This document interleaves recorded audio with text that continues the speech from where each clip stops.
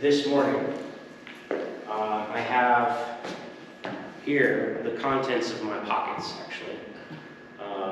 You've got my cell phone, my wallet, and my keys. And, I have these almost every day, but the reason why I'm bringing them up today is because our gospel reading is about power and about authority.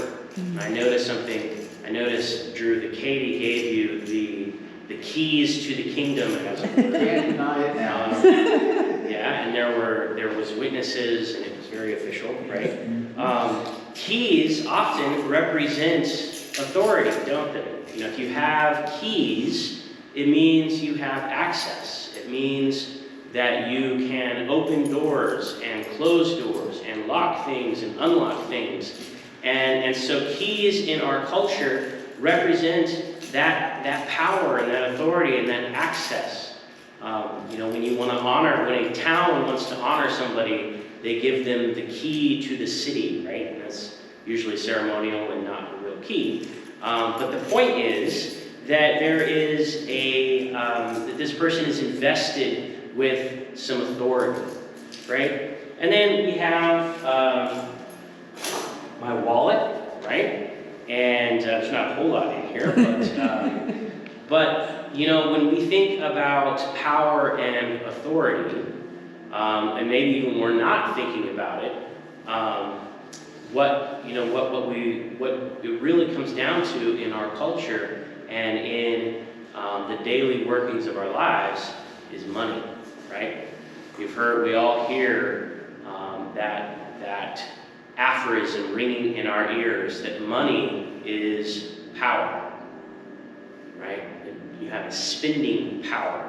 So we have that kind of power and authority.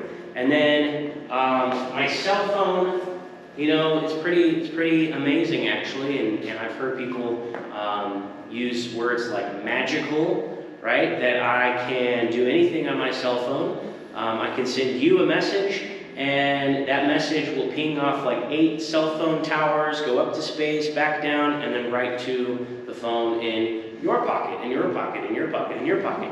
Right? So there's this amazing power, and that's not to mention the fact that I can just talk to my phone and get it to do all sorts of things. It can give me the weather. It can tell me the capital of Thailand. It can do any number of things. There's so much power in this tiny little device, right? Far more computing power in this tiny device than in the world's most sophisticated computer only 30, 40, 50 years ago, right?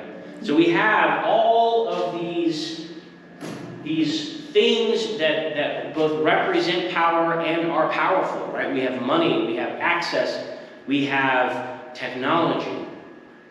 But in our gospel reading, there is a different power and a different authority at work.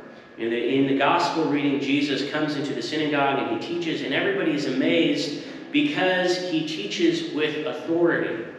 It's maybe that same kind of thing that allowed Jesus to, as we read last week, go up to somebody he'd never met, these guys who were just fishing, right? And he says, "Follow me." And they drop everything and they follow him because Jesus had some kind of authority, some kind of power. And that power was even over unclean spirits. He was able to cast them out.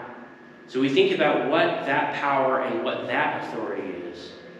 And of course, we think about the fact that God created the universe, that God created all things, and therefore God's power and authority extends above and beyond and over and around and underneath all things. If you have created something, you have the ultimate power over it. And so in that way, God has that power and authority invested in the Son of God, the Holy One of God, as the unclean spirit said.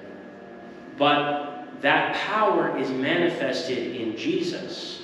And as we read the Gospels, we see this over and over again. The power of God, that creative power that has created the universe, is manifested in Jesus in a very concrete way. And that power is manifested in love. Love is the manifestation of God's power. Love is more powerful than all of the money and all of the access and all of the technology in the world. Love is more powerful than it all. Love is more powerful even than death.